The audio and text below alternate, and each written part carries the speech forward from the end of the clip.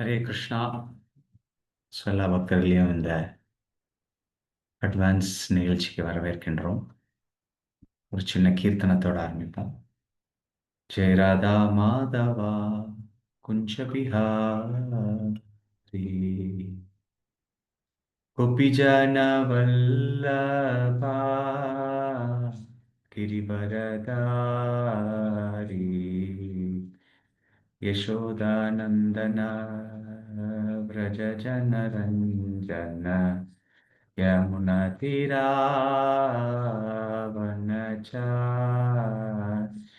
जय राधा माधवा कुञ्ज बिहारी जय श्री कृष्ण चैतन्य प्रभु नित्यानंद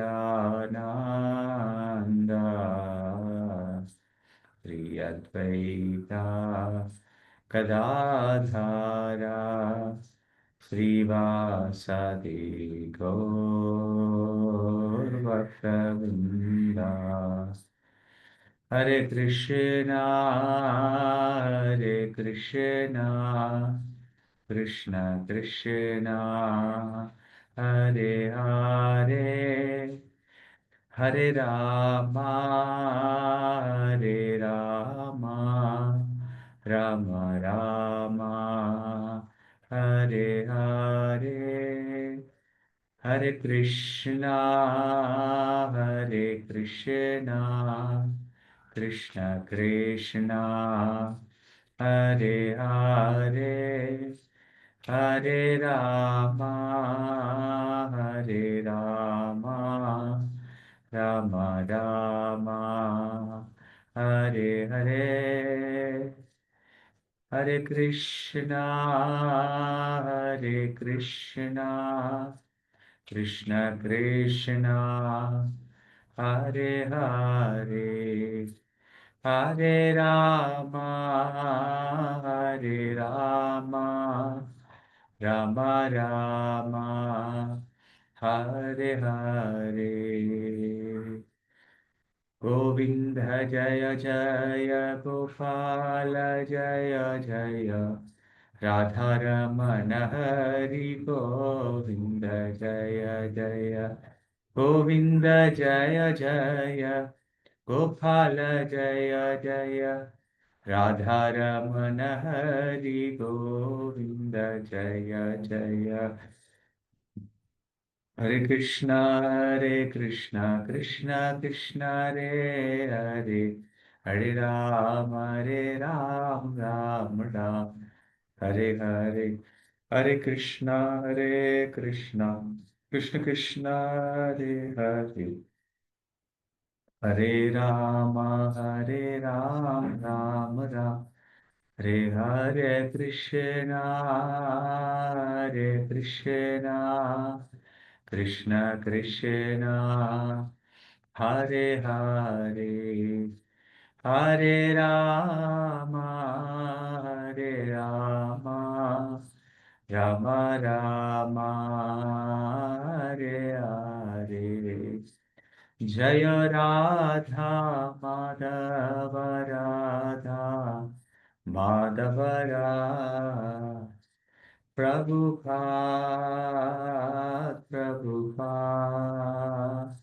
प्रभुपाद जय जय प्रभुपाद जय जय गुरुदेव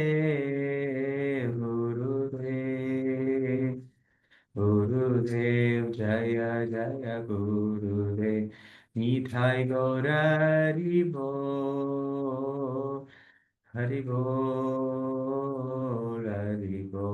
निताय गौर हरि बोल। हरिनाम संकीर्तन की कंतरा श्रीमद् भगवद गीता की जगत गुरु शील प्रभुपाद की श्रील गुरुदेव की गौर प्रेमानंदे हरि बोल। हरे कृष्णा। இன்றைய நிகழ்ச்சியில் நம்ம 2.14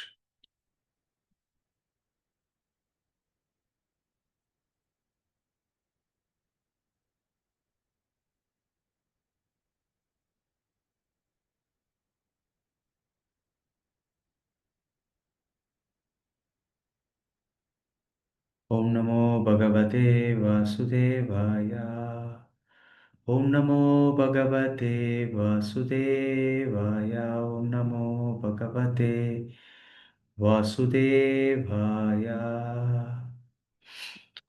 இன்றைய நம்மளுடைய முக்கிய பகவத்கீதை தொடர்ச்சி ஸ்லோகங்கள்ல இரண்டாவது அத்தியாயம் 14வது ஸ்லோகம்லேருந்து நம்ம பார்க்க போறோம்.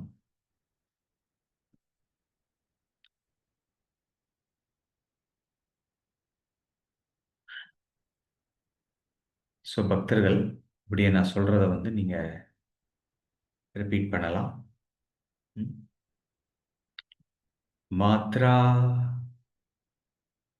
ஸ்பர்ஷஸ்து கௌந்தேயா சீதோஷ்ண சுக்கதுக்கதः ஆகமா அபாயினோ அனித்யாஸ் தாம்ஸ் திதிக்ஷஸ்வ பாரதா. Okay, thank you for repeating. நான் ஒரு லைன் ஃபுல்லாக படித்தேன், அப்படியே நான் வாசிக்கிறேன். மாத்ரார் ஸ்பர்ஷஸ்து கௌந்தேயா சீதோஷ்ண சுகதுக்கதः ஆகமபாயினோ நித்யாஸ் தாம் ஸ்திதிக்ஷஸ்வ பாரதா. ஸோ அதனுடைய பொருளுரை படிகள். மொழிபெயர்ப்பு பொருளுரை வழங்குபவர் அபயச்ச அரவிந்த பக்தி வேதாந்த சுவாமி ஸ்ரீல பிரபுபாத். ஸ்ரீல பிரபுபாத் கி ஜெய்.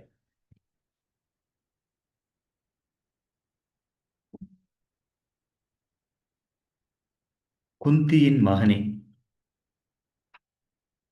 இன்ப துன்பங்களின் நிலையற்ற தோற்றமும் காலப்போக்கில் ஏற்படும் அவற்றின் மறைவும் கோடையும் குளிரும் பருவ காலத்தில் தோன்றி மறைவதை போன்றதாகும். புலன்களின் உணர்வாலேயே அவை எழுகின்றன.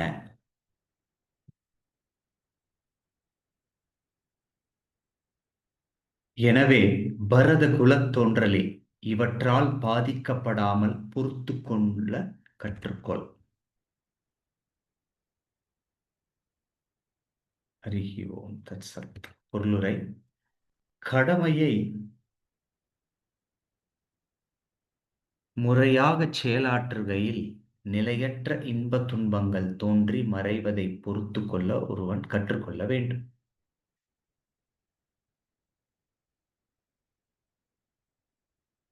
வேத நியதிப்படி ஒருவன் மார்கழி தை மாதத்திலும் அதிகாலையில் நீராடுதல் அவசியம். அச்சமயத்தில் குளிர் அதிகமாக இருக்கும் போதிலும் மத நியமங்களை கடைபிடிப்பவன் குளிப்பதற்கு தயங்குவதில்லை. அதுபோல கோடையின் வெப்பம் மிகுந்த காலமான சித்திரை வைகாசி மாதங்களிலும் சமையலறையில் நுழைந்து சமைப்பதற்கு பெண் தயங்குவதில்லை. பருவகால அசௌகரியங்களுக்கு இடையிலும் தனது கடமையை ஒருவன் செய்தாக வேண்டும். அதுபோல க்ஷத்ரியனின் தர்மம் போரிடுதல் என்பதால் உறவினர் அல்லது நண்பருடன் போரிட வேண்டி இருப்பினும் தனக்கு விதிக்கப்பட்ட கடமையிலிருந்து அவன் பிறழக்கூடாது. ஞானத்தின் தளத்திற்கு தன்னை உயர்த்தி கொள்வதற்கு ஒருவன் தர்மத்தின் சட்ட திட்டங்களை பின்பற்றியே ஆக வேண்டும். ஏனெனில் ஞானத்திலும் பக்தியினாலும் மட்டுமே மாயையின் அறியாமையின் பிடியிலிருந்து விடுதலை பெற முடியும். அர்ஜுனனுக்கு கொடுக்கப்பட்ட 2 பெயர்களும் முக்கியத்துவம் வாய்ந்தவை. கௌந்தேயா என்று அழைப்பது தாயின் வழியில் அவனுக்கு இருந்த இரத்த சம்பந்தையும், பாரதா என்பதழைப்பது தந்தை வழியில் அவனுக்கு இருக்கும் பெரும் சிறப்பையும் குறிக்கின்றது. இரு வழியிலும் அவன் மிகச்சிறந்த குலப்பெருமை உடையவன். அத்தகைய குலப்பெருமை கடமையை ஒழுங்காக நிறைவேற்றும் பொறுப்பை கொடுக்கின்றது. எனவே அவனால் போரை புறக்கணிக்கவே முடியாது. हरिः ओम् तत्सतोमज्ञानतिमिरान्धस्य ज्ञानाञ्जनशलाकया चक्षुरुन्मिलितं येन तस्मै श्रीगुरवे नमः। नमो ॐ विष्णुपादाय कृष्णप्रेष्ठाय भूतले श्रीमते भक्तिवेदान्त स्वामिनिति नामिने। नमस्ते सरस्वती देवे गौरवाणी प्रचारिणे निर्विशेषशून्यवादी पाश्चात्यदेशधारिणे। जय श्री कृष्ण चैतन्य प्रभु नित्यानंद शद्वैत गदाधर श्रीवासादि गौर भक्त वृंदा। हरे कृष्णा कृष्ण कृष्णा हरे हरे, हरे राम राम राम हरे हरे। மறுபடியும் மொழிபெயர்ப்பு. குந்தியின் மகனே, இன்பத் துன்பங்களின் நிலையற்ற தோற்றம், காலப்போக்கில் ஏற்படும் அவற்றின் மறைவும், கோடையும் குளிரும் பருவ காலத்தில் தோன்றி மறைவதை போன்றதா. புலன்களின் உணர்வாலேயே அவை எழுகின்றன. எனவே பரத குலத் தோன்றலே, இவற்றால் பாதிக்கப்படாமல் பொறுத்து கொள்ள கற்றுக்கொள். ஹரே கிருஷ்ண. ஸோ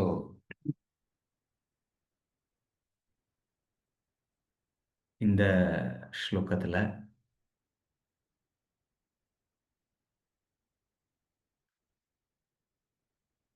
நம்மளுடைய வாழ்க்கையில் நம்ம என்ன செய்யணும்,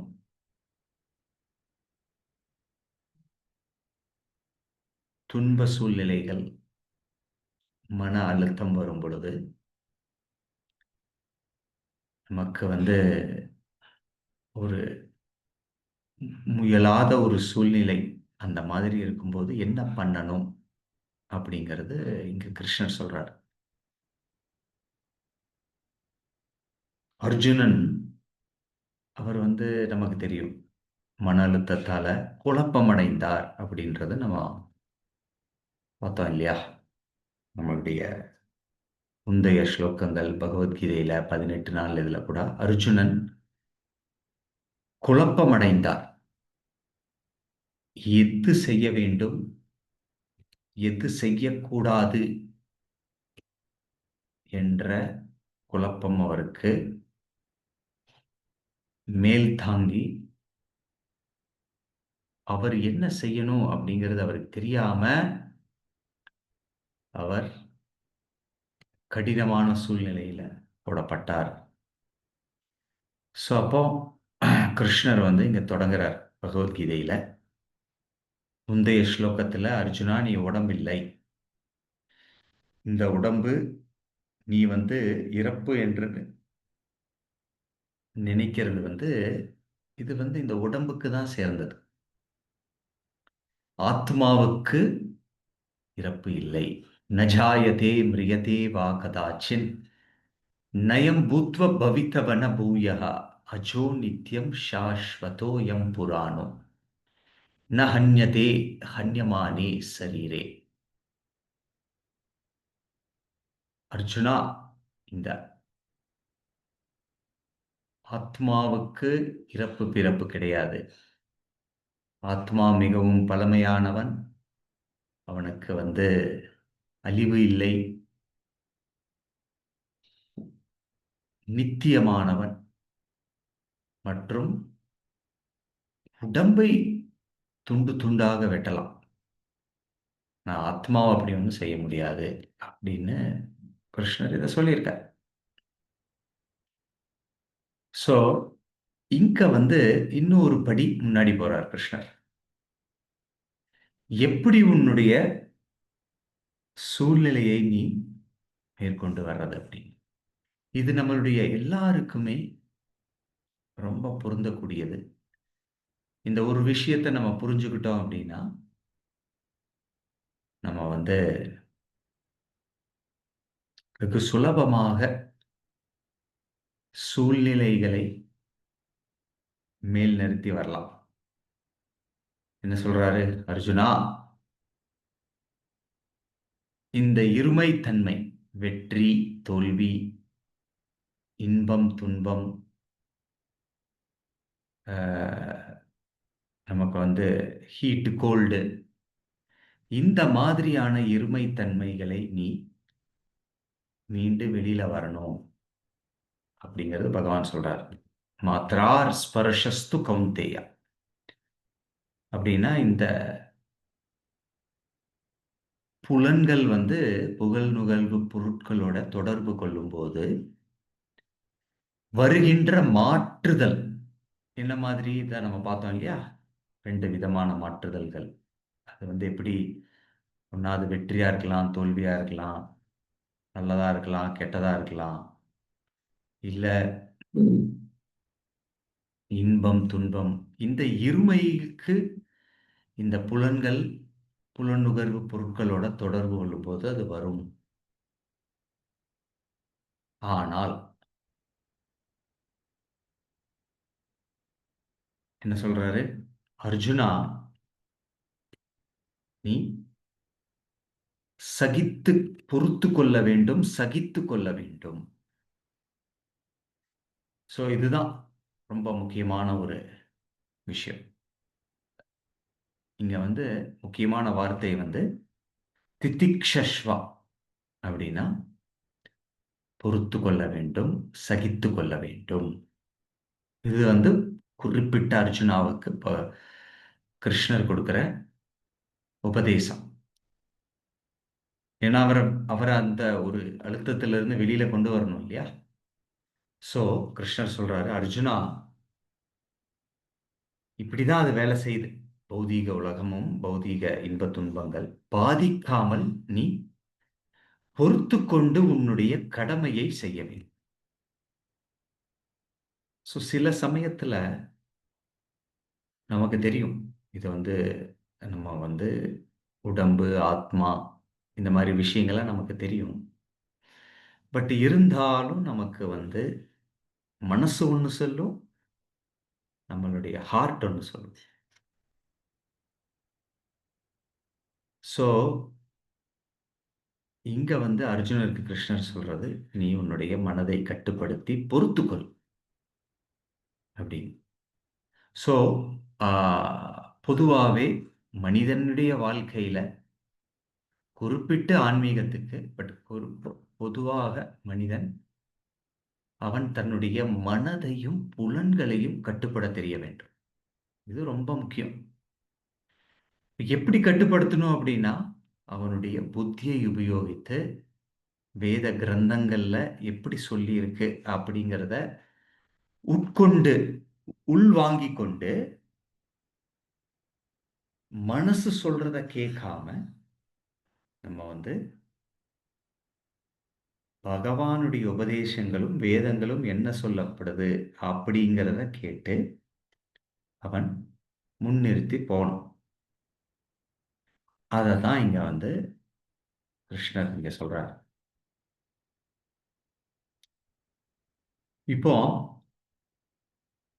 உதாரணத்துக்கு நம்ம எல்லாருமே இந்த உலகத்துல எல்லா காரியங்களையும் உடம்பு ரீதி ஸ்தானத்துல இருந்து பண்றோம் இல்லையா? நம்மளுடைய கடமைகள், அது இல்லாம நம்ம வந்து சாதாரணமா ஒரு ஒரு ஒரு சூடான இல்ல ஒரு அதிக வெப்பம் உள்ளதை தொட்டோம் அப்படின்னா நமக்கு சூடு, குளிரா இருக்கிறது போட்டோம் அப்படின்னா குளிரும். இப்படி நம்மளுடைய உடம்பு எப்படி வரையறுக்கப்பட்டிருக்கு அப்படின்னா, துன்பத்துல முடியிற மாதிரி போட்டு பகவான் வந்து இந்த உலகத்துல நம்மளுடைய செயல்களை அப்படி வந்து பண்ணியிருக்காரு. சோ எந்த ஒரு சந்தேகமுமே கிடையாது, இந்த உலகம் வந்து துக்கம் நிறைந்த உலகம். மாமுபேத்தியா புனர்ஜென்மம் துக்காலயம் அசாஸ்வதம். அதுக்குதான் பகவான் இதுக்கு பேரும் கொடுத்திருக்காரு, துக்காலயம் அப்படி. சோ பௌதீக விஷயங்கள், இன்பங்களும் கூட, அது வந்து கடைசியில வந்து துக்கத்துல தான் முடியும்.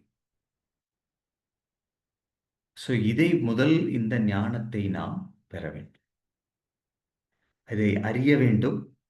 அதை நாம் உட்கொள்ள வேண்டும், உள்வாங்கிக் கொள்ள வேண்டும். பகவத்கீதையில் என்ன சொல்றார் பகவான்? ஏஹி சம்ஸ்பர்சஜ போகா ம்?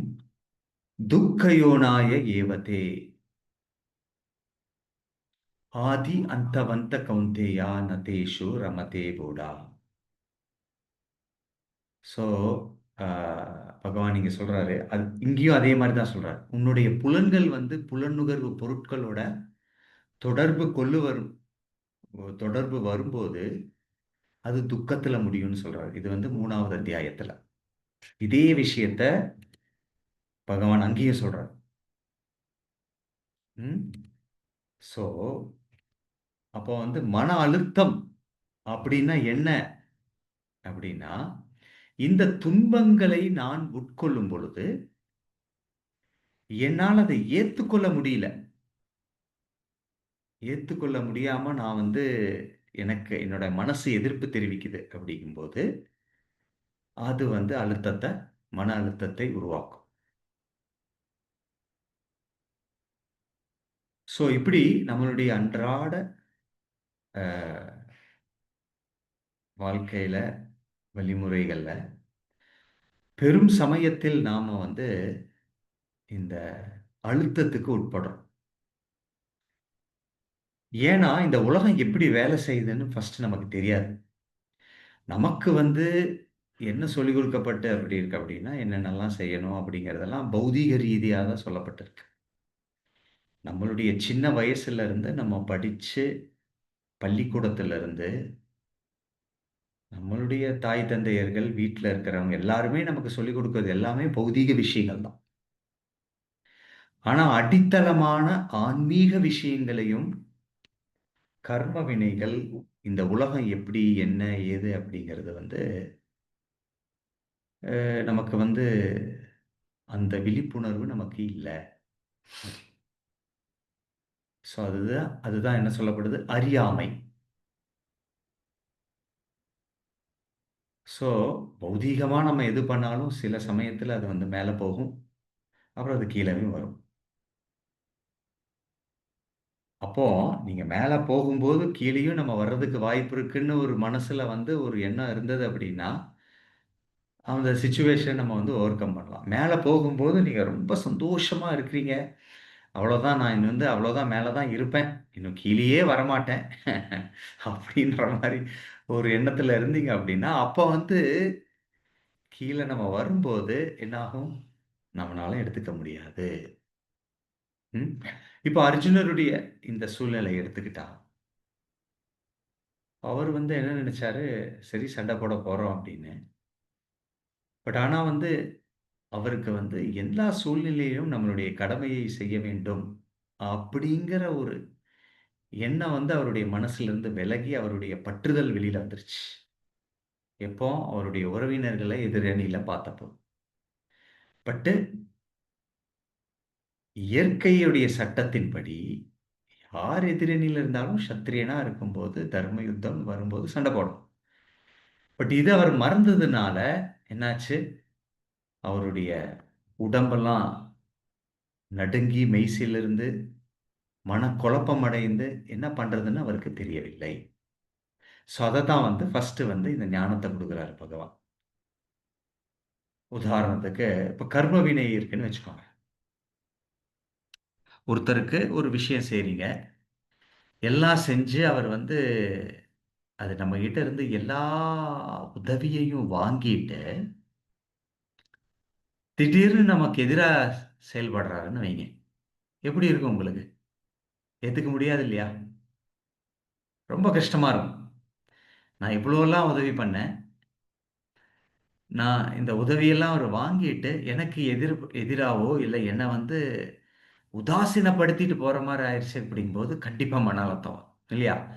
ஒவ்வொரு சூழ்நிலையும் இப்படிதான். பட்டு இந்த உலகத்த பற்றி தெரிஞ்சவன், அவன் என்ன பண்ணுவான், இப்ப நான் இவ்வளோ உதவி செஞ்சேன்.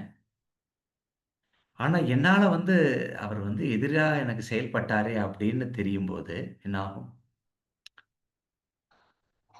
ஞானம் தெரிஞ்சவன் என்ன நினைப்பான்? ஓ! இது என்னுடைய கர்ம வினை. அது என்னங்க கர்ம வினை அப்படின்னா, நான் முன்னாடி பிறவியில நான் இந்த மாரி பண்ணியிருக்கேன். அ அவன்கிட்ட இருந்து எல்லா உதவியும் வாங்கிட்டு, அவன உதாசீனப்படுத்திட்டேன். இதுதான் ஃபேக்ட். பட் அத வந்து நம்ம புரிஞ்சுக்க முடியாது, தெரியாது. ஹரே கிருஷ்ணா. கரெக்ட்டுங்களா?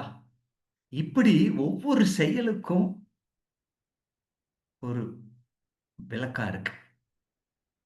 அது வந்து நமக்கு தெரியாதனால தான் இது எல்லாமே. ம். ஸோ, நாம் சகிப்புத்தன்மையை பொறுத்துக்கொள் அர்ஜுனா அப்படின்னு கிருஷ்ணர் இங்க சொல்றாரு. ஸோ இங்க பிரபுபாத் பொருளுரையில ரொம்ப அற்புதமா 2 விஷயங்கள சொல்றார். இத நம்ம வந்து எப்படி நம்ம ஜீரணிச்சு உள்ள அத வந்து எடுத்து நம்ம செயல்படுறது அப்படின்னு. ஸோ பொதுவா நாம் நம்மளுடைய அ கடமைகளை செய்யும்போது, வெளிப்புற சூழ்நிலைய வந்து பொருட்படுத்தக்கூடாது. நம்ம செய்றத செஞ்சுட்டே இருக்கணும். இல்லையா?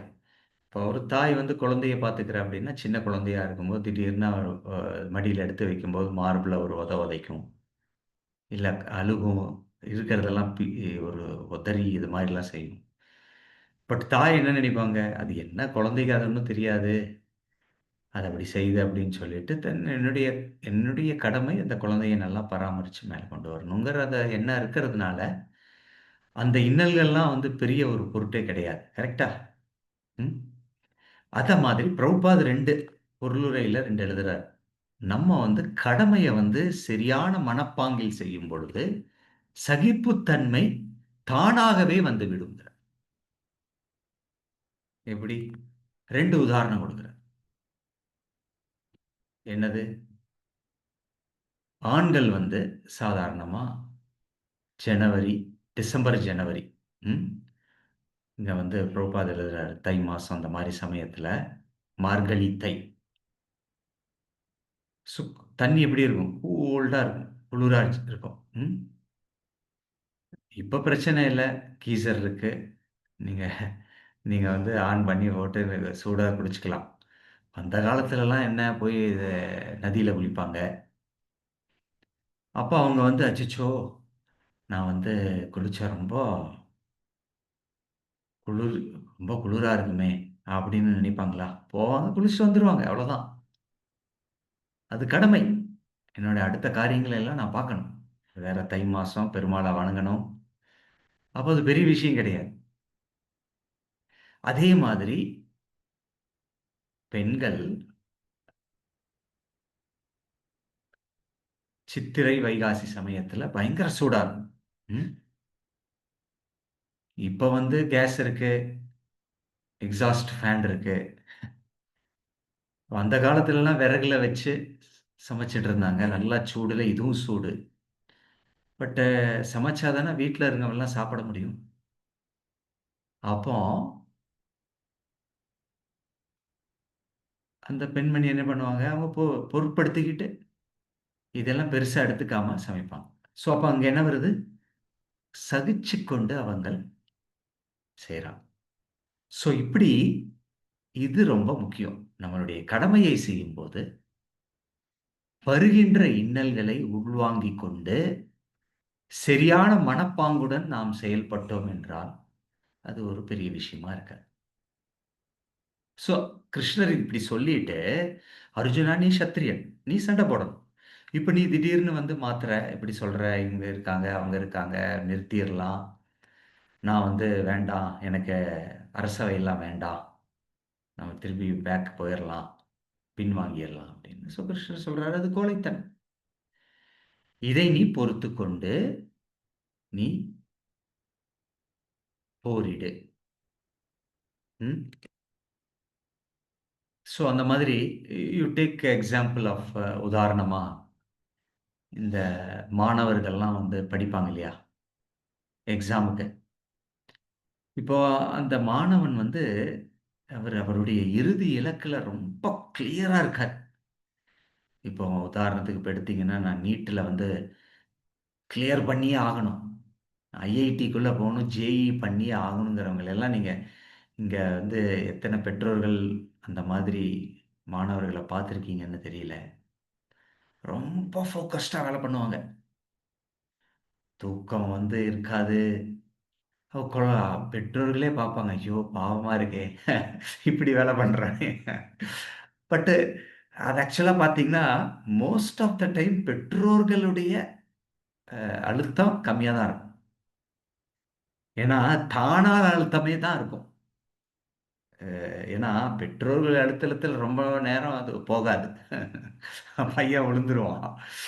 பட் ஆனா, அந்த மாணவன் வந்து ரொம்ப திடமா முடிவு பண்ணிட்டான், நான் பண்ணியே ஆகணும். இத பண்ணணும் அப்டின்னா, பயங்கர ஃபோகஸ்டா ஒரு நோக்கத்தோட வேலை பண்ணும். இல்லையா? அப்ப வருகின்ற இன்னல்கள், என்ன இன்னல்கள்? ஐயோ! எனக்கு தூக்கம் கம்மியா இருக்கு. சரியா என்னால சாப்பிட முடியல. அதெல்லாம் பொருட்படுத்தவே மாட்டான். அது வந்து அவனுக்கு தோணவே தோணாது. இல்லையா? அதத்தான் இங்க கிருஷ்ணர் சொல்றாரு. இத நம்ம புரிஞ்சுக்கிட்டோம்னா, நம்மளோட வாழ்க்கைய ரொம்ப அற்புதமா நம்ம வந்து எடுத்துட்டு போலாம். ம். ஸோ, இந்த சகிப்புத்தன்மையை நாம் வளர்த்தணும். நீங்க சொல்லலாம், "நாங்க எங்க கிளாஸ்ல சொல்லிர்லாம். நாங்க சூழ்நிலைய சந்திக்கும்போது தான் உங்களுக்கு தெரியும். அங்க சகிப்பெல்லாம் ஒண்ணும் வராது. எல்லாம் ஓடி போயிரும்." ஸோ, அங்க தான் நம்மளுடைய ஆன்மீக பலம் நமக்கு உதவும். நம்மளுடைய ஆன்மீக காரியங்கள் என்ன மாதிரி இந்த நாம ஜெபம், அப்புறம் வந்து பகவத்கீதை, பாகவதத்த வாசிக்கிறது, கேட்கிறது. ஆன்மீக காரியங்கள் நமக்கு அந்த சக்திய குடுக்கும். அதனால தான் இப்ப வந்து அடுத்த ஆகஸ்ட் 9ஆம் தேதி ரொம்ப ஒரு முக்கியமான ஒரு விஷயம். எத்தன பேருக்கு தெரியும்னு தெரியல. அது வந்து பலராமருடைய அவதாரம் செய்த நாள். ஸோ பலராமர், பலா அப்படின்னா பலம், ஸ்ட்ரெங்த். ஸோ ஆன்மீகத்துல வளரணும்னா, கிருஷ்ணர வணங்குறதுக்கு முன்னாடி பலராம வணங்கணும்னு சொல்லுவாங்க. ஏன்னா, அவரு வந்து அந்த ஆன்மீக பலத்தை கொடுப்பவர். ஸோ, இப்படி ஒரு சாது, ஒரு பக்தனுக்கு தானாகவே இந்த சகிப்புத்தன்மை வளர்க்கிறதுக்கு வாய்ப்புகள் உண்டு. ஏன்னா, அவர் வந்து இந்த ஆன்மீக பலத்தை பெறுவது. பிரபுபாதருடைய புஸ்தகங்கள படிக்கிறது, ஜெபம் பண்றது, அதுவும் அதிகாலையில ஜெபம் பண்றது. இதெல்லாம் வந்து நமக்கு வந்து அந்த பலம் கொடுக்கும். அதனால கப்பில முனி ஒரு கிருஷ்ணருடைய அவதாரம். அவர் வந்து தன்னுடைய தாய் தேவஹூதிக்கு அறிவுரை கொடுக்கும்போது, அதுல 3வது காண்டம் 25வது அத்தியாயத்துல ஐ திங்க் 20ஓ 21வது ஸ்லோகத்துல சொல்றார். "திதிக்ஷவ கருணிக சுஹ்ருதம் சர்வதேஹினாம் அஜாத சத்ரவ சாந்த சாதவ சாது பூஷணம்." அப்படின்னா, இங்க வந்து ஒரு 6, 7 அ நற்குணங்களை வளர்த்துக் கொள்ளணும்னு அவருடைய தாய்க்கு கபிலமுனி தேவஹூதிக்கு சொல்றார். கபிலமுனி வந்து தேவஹூதி மற்றும் கர்தமமு முனி பெற்றோர்களுக்கு அவர் வந்து பிறந்தார். பகவானுடைய அவதாரம் அவரு. அவரு அவருடைய தாயுடைய தாய்க்கு அறிவுரை கொடுக்கும்போது, அவங்க தாய் சொல்றாங்க. ஏன்னா, அவர் வந்து ஞானம் இத பத்தியெல்லாம் பேசி, அவரு சாங்கிய யோக முறைகள்லாம் சொல்லும்போது, "உன்னுடைய மாயை வந்து ரொம்ப அ சக்தி வாய்ந்தது" அப்படின்னு சொல்லி அவர் அம்மா வந்து பையன்கிட்ட சொல்றாரு. ஸோ இந்த ஆத்மா ஆன்மீக ஞானத்தை பத்தி எனக்கு கொஞ்சம் அறிவுரை கொடுத்து, எப்படி இந்த மாயையை நான் வீழ்ச்சி செய்யறது அப்படின்னு சொல்லிக் கொடுக்கணும்னு சொல்லும்போது தான் இத சொல்றாரு. அப்ப அவர் சொல்றாரு, "ஒரு பக்தன்" பக்தி பாதையில வர்றவன் இந்த நற்குணங்களை வளர்த்துக் கொள்ளணும்னு சொல்லி, திதிக்ஷவஹ அப்படின்னா சகித்துக் கொள்ள வேண்டும். பார்த்துக்கோங்க. கிருஷ்ணர் இங்க சொல்றாரு திதிக்ஷா. அதே தான் அங்க வந்து பாகவதத்தில இவர் சொல்றார். திதிக்ஷவ கருணிகா அப்படின்னா கருணையாக இருக்க வேண்டும் மத்தவர்களுக்கு. சுஹ்ருதம் சர்வதேகினாம். எல்லா ஜீவ ராசிகளுக்கும் அவர் வந்து நண்பனாக இருக்க வேண்டும். சுஹ்ருதா அப்படின்னா நண்பன். அஜாத சத்ரவா அப்படின்னா அவருக்கு எதிரிகள் கிடையாது. ஸோ அஜாத்த சத்ரவா அப்படின்னா யுதிஷ்டர் மகாராஜர் வந்து அஜாத்த சத்ரு அப்படின்னு சொல்லப்படுறார். அப்படின்னா அவர் வந்து அவருக்கு யாருமே எதிரிகள் கிடையாது. அவர் யாரையும் எதிரியா அவர வந்து அவர் எதிரியா யாரா எடுத்துக்கிட்டாலும், அவர் வந்து அவர எதிரியா எடுத்துக்க மாட்டார். அதனால தான் அவருடைய இன்னொரு பெயர் வந்து அஜாத்திர சத்ரு. அப்படின்னா பகைவனாக எடுக்க மாட்டார். சாந்தா. சாந்தான்னா ரொம்ப பொறுத்துக்கொண்டு செல்பவன். சத்ரவ சாந்த் அஜாத்த சத்ரவ சாதவ சாதுபூஷணம். ஒரு பக்தனுடைய நற்குணங்கள் இதெல்லாம்ன்றார். சரி, நமக்கு இது எல்லாமே இல்லைன்னாலும் அட்லீஸ்ட் முதல்ல கொடுக்கப்பட்ட ஒரு குணம் என்னது? சகிப்புத்தன்மை மற்றும் மன்னிப்பு தன்மை. இதெல்லாம் வந்து ஒரு பக்தனுடைய குணாதிசங்கள், தேசியங்கள். ஸோ, அதனால அர்ஜுனருக்கு வந்து கிருஷ்ணர் சொல்றாரு, "நீ பொறுத்துக்கொண்டு இரு" அப்படின்றார். இப்ப பார்த்தீங்கன்னா, ஒரு சாது வந்து எப்பவுமே யாராவது ஏதாவது அவருக்கு தீங்கு செஞ்சாலும் அவர் எடுத்துக்க மாட்டார் பெருசா. ஒருத்தர் வந்து நடந்து போயிட்டு இருந்தாரு. உள்ள ஒரு சாது குளிச்சுட்டு இருந்தாரு. குளிக்கும்போது, அங்க எப்படியோ ஒரு தேள் பாஞ்சிருச்சு அந்த இடத்துல. அது வந்து தண்ணீல ரொம்ப தத்தளிக்குது. இப்ப இவர் என்ன பண்ணாரு அப்படின்னா, அந்த தேள கையில எடுத்தாரு. அவர் எதுக்காக எடுத்தாரு? விளையாடுறதுக்கா? காப்பாத்துறதுக்காக. ஐயோ! பாவமே அந்த தேள். ஆனா அந்த தேள் என்ன பண்ணுச்சு? கொத்துச்சு. இல்லையா? தேளோட வேலை அதுதானே. அப்ப திரும்பி அது கீழ விழுந்துருச்சு. அவர் என்ன பண்ணாரு? திரும்பி அந்த தேள் எடுத்தாரு. அது திரும்பி கொத்துச்சாம். இப்படி 2, 3 தடவ நடந்தபோது ஒருத்தர் நடந்து போகும்போது கேட்டாராம். "என்ன சாமி, உனக்கு புத்தி இல்லையா?" அப்படின்னு கேட்டாராம். ஏன் வந்து அதுதான் கொத்துன்னு தெரியும் இல்லையா? அத எடுத்து நீங்க ஏன் திரும்பி வைக்கிறீங்க? இவர் சொன்னாராமா, "அதோடைய புத்தி அது கொத்துறது. என்னுடைய புத்தி அத யார் இருந்தாலும் காப்பாத்தணும்." இல்லையா? நம்ம அந்த மாரிலாம் செய்ய முடியாது. பட் அட்லீஸ்ட் இங்க வந்து தேவஹூதிக்கு கபில முனி சொல்றாரு, "பொறுத்துக்கொள்." தமிழ்ல என்ன சொல்லுவாங்க? "பொறுத்தவன் பூமி ஆள்வான்." கரெக்ட்டுங்களா? ம். நம்ம இப்படி அர்ஜுனனுக்கு கொடுக்கப்பட்ட இந்த முக்கியம் இது வந்து என்னது? பொறுத்துக்கொள்வது. ஸோ ஒரு சாதுவுடைய குணம், நற்குணம் பொறுத்துக்கொண்டு மன்னிக்கும் தன்மை. ஸோ இப்படி நம்ம பொறுத்துக்கொள்றதுக்கு புலன்களையும், நம்மளுடைய மனதையும் கட்டுப்படுத்தணும். ஸோ இங்க கிருஷ்ணர் என்ன சொல்றாரு? அர்ஜுனனுக்கு 2 பேர் வச்சு கூப்பிடுறாரு. என்னது? கௌந்தேயா, பாரதா. அப்ப பிரபுபாத் குர்நூரில் எழுதுறாரு. ஏன் வந்து இந்த 2 பேர் இப்படி வச்சு எழுதுறாருன்னா, நீ எவ்வளோ புகழ் வாய்ந்தவன். ஃபர்ஸ்ட் அத தெரிஞ்சுக்கோ. அப்பா, அம்மா 2 ரீதியிலயும் உன் பேர் வந்து ரொம்ப ஸ்ட்ராங். எப்படி? கௌந்தேயா அப்படின்னா குந்தியுடன் மகன். ஸோ அந்த குந்தியுடைய குலம் அதிலிருந்து வந்தவன் நீ. அப்ப அப்படியும் பார்க்கும்போது உனக்கு என்னது? நல்ல பேர் இருக்கு. பாரதா அப்படின்னா உன்னுடைய தந்தை வகையில.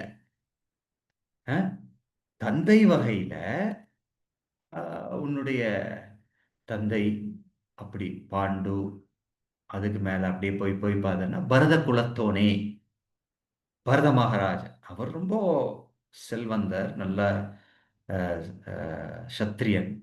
இப்படி 2 பக்கமே உன்னுடைய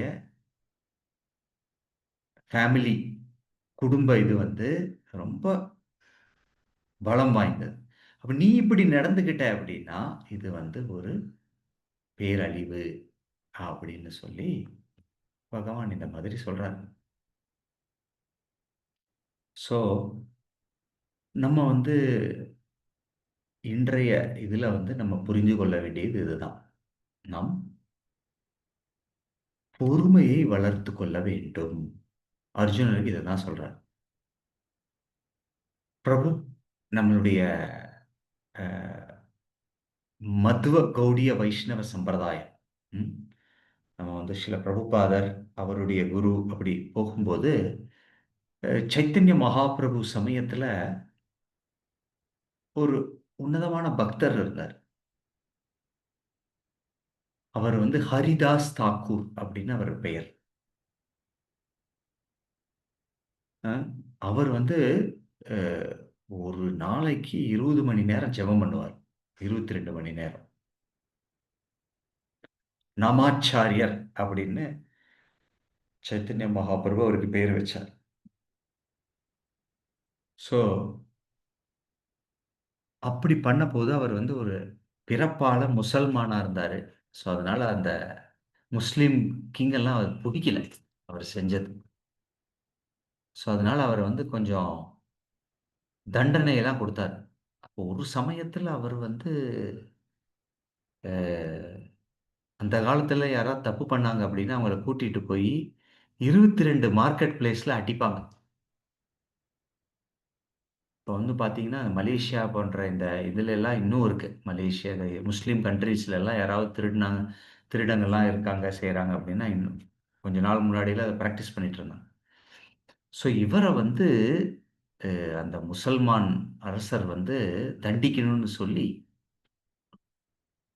அவர அவருடைய சிப்பாய்கள உபயோகிச்சு அடிக்கிறார். அவர் என்ன தெரியுமா பண்றாரு? பகவானுக்கு வேண்டுறார். ஐயோ! இவர் வந்து தெரியாம அவருடைய ராஜா சொல்றாருன்னு இப்படி பண்றாரு. அவர மன்னிச்சு விட்டுருங்க அப்படின்னு சொல்லி அவரு வணங்குறாராம். சரி, அது விடுங்க. ஜீசஸ் கிரைஸ்ட் அவர் என்ன சொல்றாரு? ஒரு பக்கம் அடி வாங்குனா என்ன பண்ண சொல்றாரு? இந்த பக்கம் அடி வாங்கிக்கோ. தன்னுடைய சிஷ்யர்களே அவங்களுக்கு வந்து நீங்க அவருடைய கதைய படிச்சீங்க அப்படின்னா, குரூசிஃபை பண்ணாங்க இல்லையா? பட் இருந்தாலும் அவர் வந்து அதை பொருட்படுத்தல. இப்படி பல விஷயங்கள் நம்ம வந்து தெரிஞ்சுக்கலாம். ஆக்சுவலா அர்ஜுனர் வந்து இதெல்லாம் பண்ணாரு. என்னது? உங்களுக்கெல்லாம் தெரியும். பகவத்கீதை கேட்டுட்டு கடைசியில என்னாச்சு? அபிமன்யு இறந்தார். கரெக்ட்டா? அவருடைய பையன் வந்து சக்கரவியூகத்துல கொல்லப்பட்டார். ஸோ, ஆ ஜெயத்ரதன் அவர் வந்து சூக்ஷ்மம்லாம் பண்ணி கொல்லப்பட்டார். ஸோ, அப்போ அர்ஜுனர்னால வந்து முதல்ல கொஞ்சம் தயங்குனாரு. பட் இருந்தாலும் என்ன பண்ணாரு? திரும்பியும் அவருடைய கடமையை மேல் நிறுத்தி செஞ்சு போனார். ஸோ, இப்படி ஆ நம்மளுடைய பக்தி பாதையில நாம் செய்யக்கூடிய இந்த விஷயங்கள்ல, இன்னைக்கு கிருஷ்ணர் சொல்ற விஷயம் என்னது? நாம் பொறுத்துக்கொண்டு, சகிப்புத்தன்மையை வளர்த்துக் கொண்டு நம்மளுடைய கடமையை செய்து முன்னிறுத்து போகணும். கஷ்டங்கள் வரும், இன்பங்கள் வரும். எந்த சூழ்நிலையிலும் நாம் இந்த கிருஷ்ணருடைய இந்த உபதேசத்தை எடுத்து நாம் சென்றால் கண்டிப்பாக நமக்கு வெற்றி. ஸோ, அதுக்கு தான் நம்ம வந்து நம்மளுடைய அந்த பலத்த வளர்ப்பதற்கு நாமும் ஜெபிக்க வேண்டும். ஸோ, எல்லாரும் அட்லீஸ்ட் ஒரு நாளைக்கு ஒரு முறையாவது ஜெபம் பண்ணணும். நீங்கலாம் 18 நாள் பகவத்கீதையெல்லாம் இப்ப புதுசா அட்டெண்ட் பண்ணவங்கலாம் ஜாயின் பண்ணியிருக்கீங்க. அ ஒரு நாளைக்கு ஒரு மாலை. 108 முறை இது வந்து ஒரு 7 நிமிஷம் ஆகும்.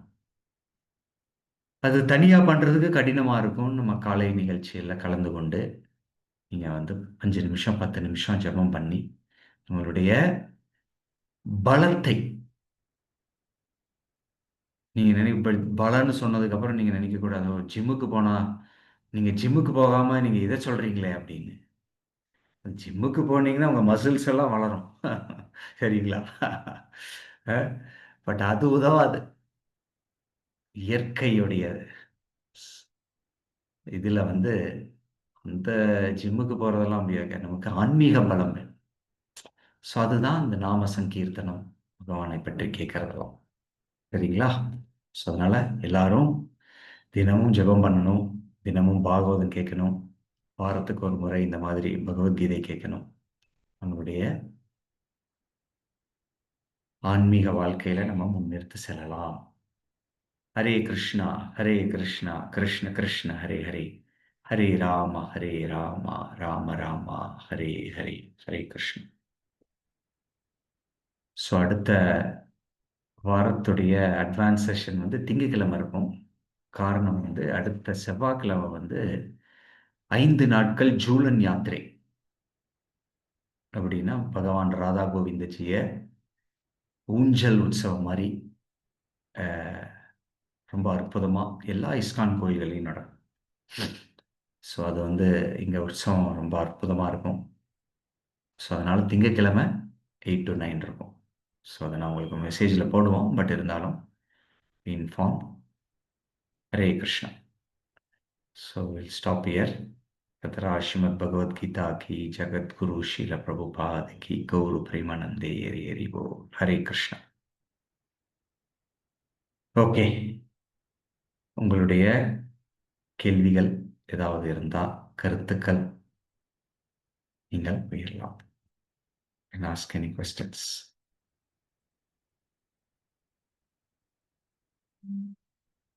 Yes, ரத்தனகுமார். ஹரே கிருஷ்ணா குருஜி. ஹரே கிருஷ்ணா. குருஜி, இந்த இஸ்கான் டெம்பிள் வந்து இங்க ஒப்பனக்கார ஸ்ட்ரீட்ல இருக்குதா குருஜி? இல்ல, இஸ்கான் டெம்பிள் வந்து இட் இஸ் தேர் கொடிசியா பக்கத்துலங்க. இங்க ஏர்போர்ட் இருக்கிறது என்னது? இங்க ஏதோ ஒண்ணு இருக்குது இல்ல, ஒப்பனக்கார ஸ்ட்ரீட்ல பெரிய டெம்பிள் ஒண்ணு கட்டி இருக்கிறாங்கல்ல, அது இல்லையே, அது கிருஷ்ணா கிருஷ்ணா டெம்பிள். அது இருக்கலாம். அதாவது உங்களுக்கு கோயில்ல இஸ்கான் கிருஷ்ண கோயிலா இருக்காது. இஸ்கான் இஸ்கான் கிடையாது. கிடையாது. இஸ்கான். ஓ, இது ஏரோட்ராம் கிட்ட இருக்கிற இஸ்கானா? ஆமாமா. Okay okay. முக்கியமா அந்த சின்ன சின்ன சத்சங்கம் எல்லாம் இருக்கு நமக்கு கோயம்புத்தூர்ல. Okay okay okay. பல இடங்கள்ல இருக்கு. ம் அங்க ம் நீங்க போய் கலந்துக்கலாம். பட் அது ஓகே. கோயில் கிடையாது. அது சின்ன ஒரு 10 பேர், 15 பேர் அப்படி கேதர் பண்ணி இந்த மாரி பிசிக்கலா இப்ப எப்படி நம்ம ஆன்லைன்ல பண்றோமோ, இந்த மாதிரி கீர்த்தனம் பண்ணி பகவத்கீதையெல்லாம் வாசிச்சு அப்படி பண்ணுவாங்க. ஓகே. பட் ஆனா வந்து நமக்கு முக்கியமா ஒரு கோயில் இருக்கக்கூடியது கொடிசியா பக்கத்துல இருக்கக்கூடிய ISKCON Coimbatore Jagannath Mandir. Okay. Thank you. Hare Krishna. Hare Krishna. Yes, Veeraraghavan. Prabhuji, நீங்க இந்த 14வது இது வந்து சொல்லும்போது எனக்கு ஏற்பட்ட சில சிந்தனைகள் அதை கொஞ்சம் பகிர்ந்து கொள்ளணும்னு நான் விருப்பப்படுறேன். கண்டிப்பா. ம். அதாவது இந்த இன்ப துன்பம் வந்து ஒரு பொருளால் ஏற்படக்கூடியது வந்து நிலைத்தது கிடையாது அப்படிலாம் சொல்லும்போது, ஆமா இல்ல, ஒரு பொருள் வந்து நம்மளுக்கு இன்பமா இருக்கக்கூடிய ஒரு பொருள் நாம நோய்வாய்ப்பட்டிருக்கும் போது அது துன்பத்தை கொடுக்குது அதே பொருள். அப்போ அது நினைக்கும் போது எனக்கு வந்து திருக்குறள்ல வந்து ஒரு இது வருது, யாதெனின் யாதெனின் நீங்கியான் நோதல் அதனின் அதனின் இளன். எந்தெந்த பொருள்னால அந்த ஏற்படுகிற அந்த துன்பத்தை வந்து நம்ம வேண்டாம் அப்படிங்கும்போது அதை நம்ம துறந்தோம்னா, பகவானை நினைச்சிட்டு எந்தெந்த பொருள் வந்து நம்ம வேண்டாம்னு நம்ம நீக்கிறோமோ அந்த பொருளினால் நமக்கு ஏற்படக்கூடிய இன்பம் துன்பம் நம்ம விட்டு போயிடும். யாதனின் நீங்க நோதல் அதனின் அதனின் இளன்.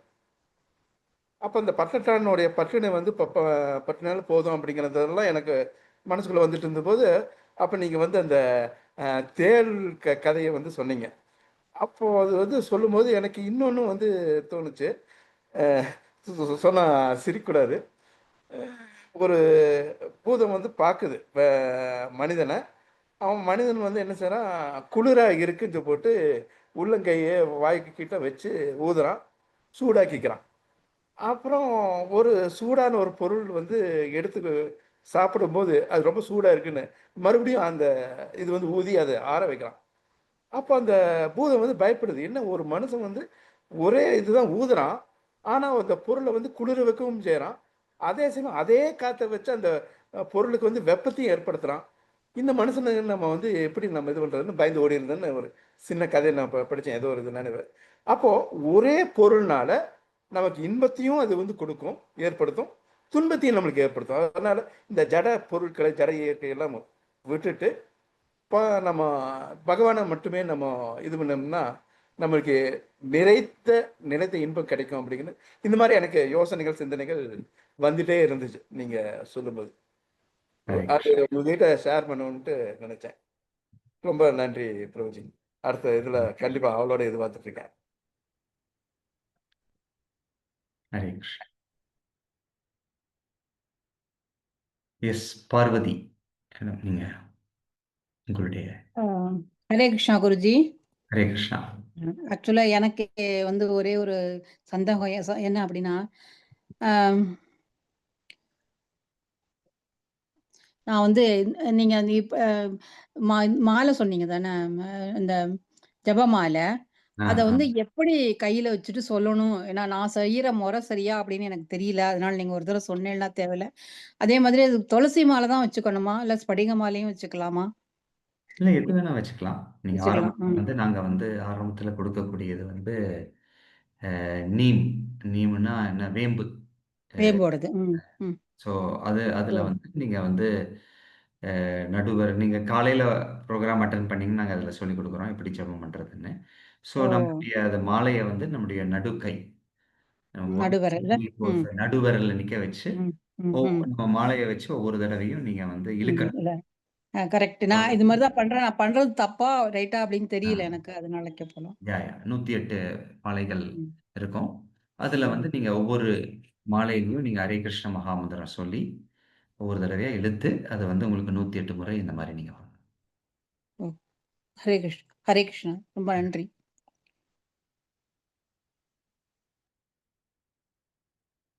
S Venkatraman sir. சொல்லுங்க. ஹரே கிருஷ்ணா. நமஸ்தே பிரபுஜி. ஹரே இதே கிருஷ்ணா. டவுட் இந்த மேடம் கேட்டது அதே டவுட் தான். ஆஹ் ஆஹ் இப்போ மாலையை உருட்டும் போது ஒரு கிளாத் வச்சு கையை மூடிக்கணும்னு ஒரு பிரின்சிபல் ஃபாலோ பண்றோம் எல்லாரும். ஒரு துணியை வச்சு மூடிக்கிறோம் கையை மாலையை உருட்டும் போது. அது எதுக்காக அந்த துணியை வச்சு கையை மூடிக்கிறோம்? அது ஒரு விளக்கம் எனக்கு வேணும். செகண்ட், ருத்ராட்சம் மாலையை வச்சு உருட்டலாமா? இந்த 2 கேள்வி பிரபுஜி. எந்த மாலையா இருந்தாலும் ஓகே. நமக்கு வந்து உங்களுக்கு டச் சென்சேஷன் வரணும் அவ்வளோதான். ஒரு தொடு உணர்ச்சி. ஸோ தட் உங்க மனசு வந்து அதுல ஃபோக்கஸ் பண்றதுக்காக தான் அந்த பீட் யூஸ் பண்றது. பீட் எதுக்காக யூஸ் பண்றது அப்படின்னா, சில பேர் சொல்லுவாங்க, "எனக்கு பீடெல்லாம் வேண்டாங்க. நான் அப்படியே ஹரே கிருஷ்ணா சாண்ட் பண்ணிட்டே இருப்பேன்" அப்படின்னு. பட் நீங்க வந்து ஹரே கிருஷ்ணா சாண்ட் பண்ணிட்டு இருப்பீங்க. பட் வேற ஏதாவது சிந்தனை வரும்போது, அந்த தொடு உணர்ச்சி இல்ல, பீடு இல்ல அப்படின்னா, சுலபமாக மனம் சிந்தனை சிதறிவிடும். சரி. அதனால நீங்க எது வேணா யூஸ் பண்ணலாம். பொதுவா நீம் யூஸ் பண்ணுவோம் நாங்க. அப்புறம் நம்ம கொஞ்சம் நல்லா வளர்ச்சியாகி, கொஞ்சம் நம்ம தீட்சைலாம் எடுக்க மாரி வந்துருச்சு அப்படின்னா, நாங்க வந்து துளசி யூஸ் பண்ணுவோம். ஸோ, அதனால அதுல ஒண்ணும் இஷ்யூ இல்ல. ருத்ராட்சம் பரவாயில்லையா? ருத்ராட்சம் பரவாயில்லையா? பண்ணிக்கலாம். அது பண்ணிக்கலாம். அது ஒண்ணும் பிரச்சனை இல்ல. ஆஹ் இந்த மூடுறது அப்படிங்கிறது அப்படி எதுவும் ஒண்ணும் கிடையாது. நீங்க வந்து இப்படி மூடி ஜெபிக்கணும் அப்படின்லாம் எதுவும் கிடையாது. ஆக்சுவலா நாங்க வந்து ஜெபமாலை, ஜெபா பேக்ல வச்சு ஜெபம் பண்ணணும் அப்படின்னு சொல்றோம். ஓகே. அது காரணம் என்ன அப்படின்னா, நீங்க ஜெபமாலைய வந்து நீங்க கையில வச்சுக்கிட்டீங்கன்னா, அப்புறமா கீழ வைப்பீங்க. கால்ல படும், அங்க படும், இங்க படும். அப்ப அது வந்து அசுத்தமாயிரும். ஏன்னா, அது ஜெபமாலைய வந்து நீங்க பகவானுடைய நாமத்துக்கு ஜெபிக்கிறதுக்காக உபயோகிக்கிறதுனால, அது வந்து வந்து நீங்க சுத்தமா சரியா வச்சுக்கணும். ஓகே. அதுதான். பட் இந்த மூடி ஜெபிக்கிறது அப்படிங்கிறது வந்து அப்படி எதுவும் ஒரு ஐதீகம் கிடையாது. அது யாராவது ஒருத்தர் பண்ணியிருப்பாங்க. அத பார்த்து இன்னொருத்தர் பண்ணியிருப்பாங்க. அத பார்த்து இன்னொருத்தர் பண்ணியிருப்பாங்க. அத பார்த்து இன்னொருத்தர் பண்ணியிருக்காங்க. அது அப்படியே வந்து இதாயிருக்கு. So there is nothing like you should stand close. அது வந்து ஏன் வந்து ஜெபா பேக்ல போட்டு பண்றேன்னா, அதோடைய புனிதத்துவத்தை மெயின்டெயின் பண்றதுக்கு தான். Okay Guruji. Okay Guruji. Thank you.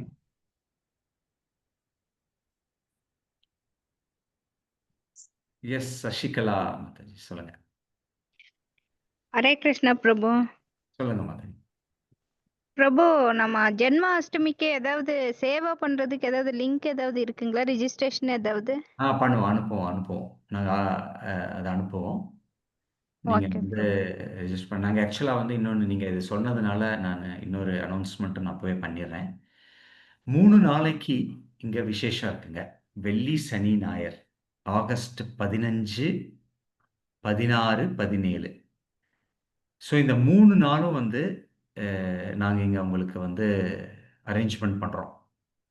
Temple பக்கத்துல தங்குறதுக்கு வந்து சின்ன ஹோட்டல் மாரி இருக்கு. ஸோ நீங்க ஷேர்டு பேசிஸ்ல 2, 3 பேர் தங்கிக்கலாம். ஸோ நீங்க வந்து ரொம்ப தூரமா இருக்கீங்க. பக்கத்துல இருந்தீங்கன்னா வந்துட்டு போலாம்.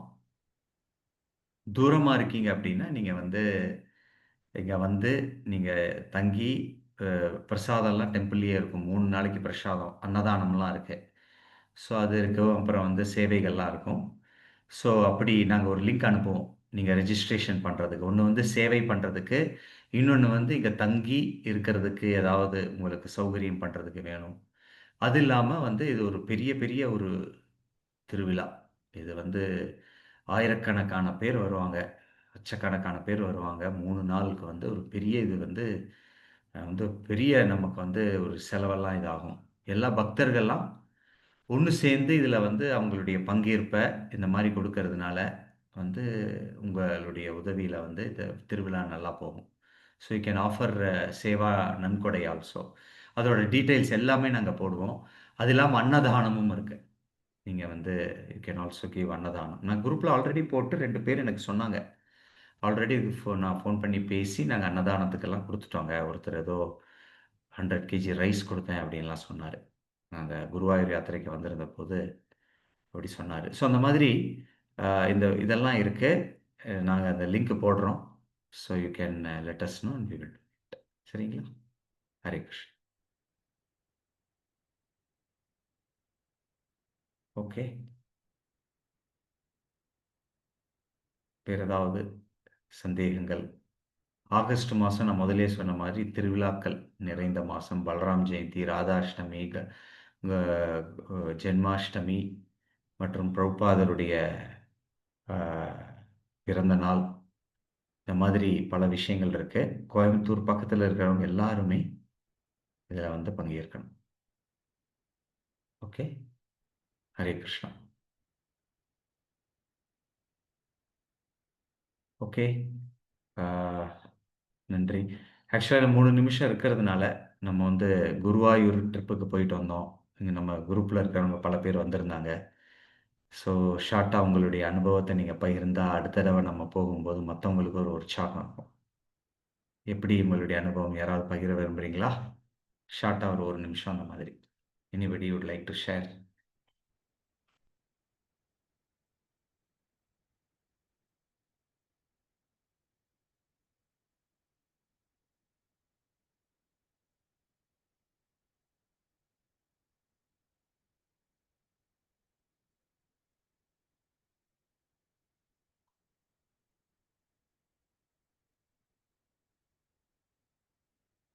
ஹரே கிருஷ்ணா குருஜி. சொல்லுங்க. நாங்க வந்து குருவாயூர் போயிருந்திருக்கும்போது எங்களுக்கு வந்து முதல்ல நாங்க ரூம் எல்லாம் புக் பண்ணல. திடீர்னு கிளம்பி போனோம். இல்ல, போனா இல்ல, அங்க இல்ல. வந்து நான் அது சொல்லல. அத பத்தி சொல்லல. நாங்க கூட்டிட்டு போயிருந்தோம். ஓ அதுல ஓகே. ஃபர்ஸ்ட் பேட்ச்ல இருக்கிறவங்க எல்லாம் கொஞ்சம் கூட்டிட்டு போய் நாங்க கூட்டிட்டு போயிருந்தோம். அவங்க ஸோ அவங்க கிட்ட இருந்து போன அனுபவத்த வந்து அது எப்படி ஓகே இருந்தது? ஓகே நாம ஓகே. வந்து ஆன்லைன்லயே நம்ம எல்லாம் பண்ணியிருப்போம். அப்போ வந்து இப்போ வந்து பிசிக்கலா நம்ம மீட் பண்ணியிருப்பாங்க. ஸோ அதோடைய அனுபவங்கள் எதா இருந்தா சொல்லலாம் அப்படின்னு. லீலா.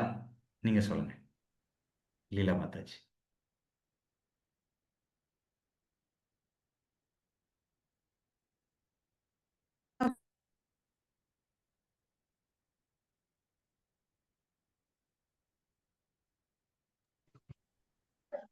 ஹரே கிருஷ்ணா பிரபு. சொல்லுங்க மாதாஜி. ஹரே கிருஷ்ணா. அரேஞ்ச்மெண்ட் வந்து ரொம்ப நல்லா இருந்ததுங்க பிரபு. நிறைய கோவில்கள் பார்க்க முடிஞ்சது, நிறைய பக்தாஸை பார்க்க முடிஞ்சது, அவங்க கூட association, chanting, food first of all ரொம்ப நல்ல ஃபுட்டு, பிரசாதம் ஐ மீன். அதை சாப்பிடையில நம்ம மனசும் ரிலாக்ஸ் ஆச்சு, பாடியும் ரொம்ப ரிலாக்ஸ்டா இருந்ததுங்க பிரபு. டெம்பிள்ஸ் ரொம்ப நல்ல அரேஞ்ச்மெண்ட்டா இருந்தது. எல்லா பக்தாஸும் மீட் பண்ணி சாண்டிங், பகவத்கீதா ஸ்டோரிஸ் கேட்டது, இது எல்லாமே ரொம்ப நல்ல அனுபவமா இருந்ததுங்க பிரபு. இந்த மாதிரி நிறைய ட்ரிப்ஸ் நீங்க கூட்டிட்டு போனீங்கன்னா இன்னும் நாங்க டிவோஷனலா இன்னும் கொஞ்சம் இம்ப்ரூவ் ஆகுறதுக்கு எங்களுக்கு ரொம்ப யூஸ்ஃபுல்லா இருக்கும் அப்படிங்கிறது என்னுடைய தாழ்மையான கருத்தா இருக்குங்க பிரபு. ஹரே கிருஷ்ணா. தேங்க்யூ. தேங்க்யூ லீலா மாதாஜி. உங்களுடைய அனுபவம். ஹரே கிருஷ்ணா.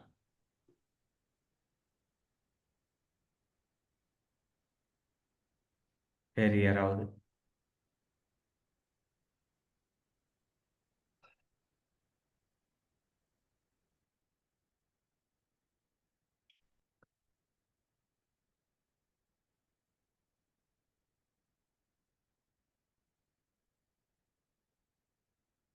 ஓகே. ஹரே கிருஷ்ணா. ஸோ எல்லாருக்கும் நன்றி. 9 மணி ஆச்சு. ஸோ நாளை காலையில் 5 மணிக்கு நம்ம ஜபா நிகழ்ச்சியில் சந்திப்போம். ஹரே கிருஷ்ணா.